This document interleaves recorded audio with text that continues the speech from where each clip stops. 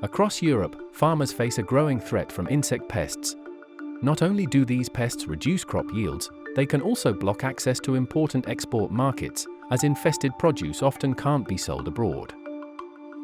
In addition, the control of pests such as fruit flies often relies on chemical pesticides, which can harm both humans and the environment. To address these threats, the REACT project is investigating sustainable and effective pest management strategies, specifically targeting two invasive species: the Oriental fruit fly and the peach fruit fly, which pose a major threat to European agricultural production. One promising approach is the Sterile Insect Technique, which involves releasing sterile male insects to disrupt the reproductive cycle of wild populations. However, SIT is not intended to be used alone. It works best as part of an integrated pest management strategy in combination with other control methods. To see what happens when moving away from chemical pesticides and using SIT alone or together with other pest control methods, it's important to understand the full costs and benefits. This means looking not only at the financial side, but also at the impact on people and society. Aruna Manrakhan and her team are leading the effort in South Africa, working with stakeholders in the citrus industry to gather information on the costs and benefits of pesticides and the alternative of SITs against Bactrocera dorsalis. To evaluate the socio-economic and environmental impact, we first consult with stakeholders that are affected by invasive fruit flies, either that the flies are already present in their area or they are not, but they are fearing to get it. We assess their acceptability of the SIT technology. We just also try and assess how effective the control methods are. We try also engage how much do they have to incur to control pests in their orchard, control fruit flies, what are their losses. So we get their perceptions, we get some values from these stakeholders. We also consult some databases just to get an idea of the production areas that are affected, the production values and the losses due to fruit flies. So it's a matter of getting the stakeholder perceptions by engaging them, consulting databases and putting it all together. Similarly, in the picturesque region of Larcher in Greece, researchers are actively engaging with stakeholders in the peach and other fruit industries. Although Bactrocera dorsalis hasn't yet found its way to the region, proactive planning is essential.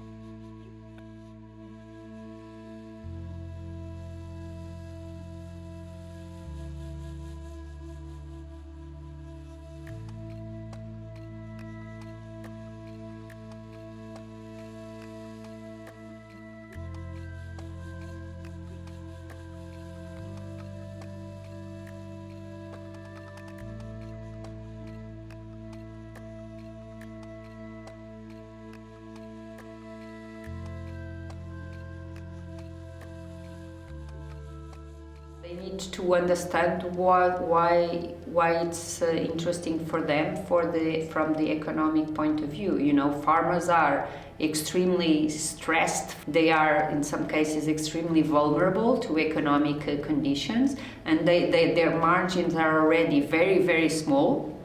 So if you present them with a new technology, you need to demonstrate how much does it cost this mass rearing facility to produce one insect, and then how much does it cost to spread them, how much does it cost to evaluate the quality of these pests and of these flies and so on.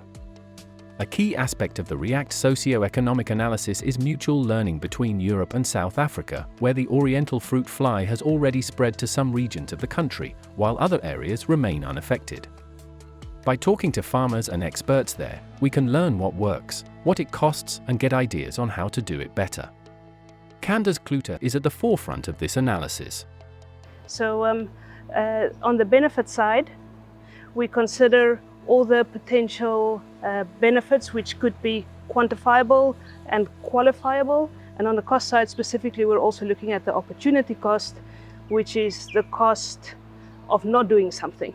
What we found in the citrus industry was that for every €1 spent on direct control cost, there is €3 lost in the value chain. So that is product that could have gone to the export market that we now find in the local market or in the juice factory or going to waste. Imagine a citrus farmer whose entire livelihood is threatened by an outbreak of invasive fruit flies. To tackle this problem, there are several options. The pest can be controlled using chemical pesticides or more environmentally friendly methods, such as the Sterile Insect Technique. But what are the benefits of using SIT instead of pesticides? That's where a cost-benefit analysis comes in. It's a decision-making tool that helps weigh up the pros and cons of each option. Researchers carefully consider costs and benefits, taking into account factors such as immediate and long-term costs, as well as immediate and long-term benefits. After defining the problem and outlining possible solutions, they begin to calculate the costs associated with each strategy. They consider immediate costs such as buying pesticides or sterile insects. These costs can vary depending on factors such as early or late detection of the outbreak, the diversity of crops in the region, and the size of your orchard. Ultimately, the costs of inaction, such as lost revenue from damaged or unsold fruit and loss of access to export markets, can be significant. In addition to the costs, there are environmental and social benefits to consider. SIT can reduce pesticide use, protect water quality, biodiversity, and human health, especially in vulnerable rural communities. It can also lead to higher crop yields, better quality fruit, and improved market access. So the cost-benefit analysis is like a compass that can guide you towards a sustainable future for your farm and the wider agricultural community. By thinking carefully about these costs and benefits, it is possible to take decisions that protect farmers' livelihoods while also protecting human health and the environment. As we have seen, the economics of pest management extend far beyond the farm. Researchers like Aruna, Anna, and Kandas are working to provide evidence to help policymakers, agricultural authorities, and farmers adopt solutions that safeguard crop productivity and farmers' livelihoods while reducing harm to the environment, health, and communities.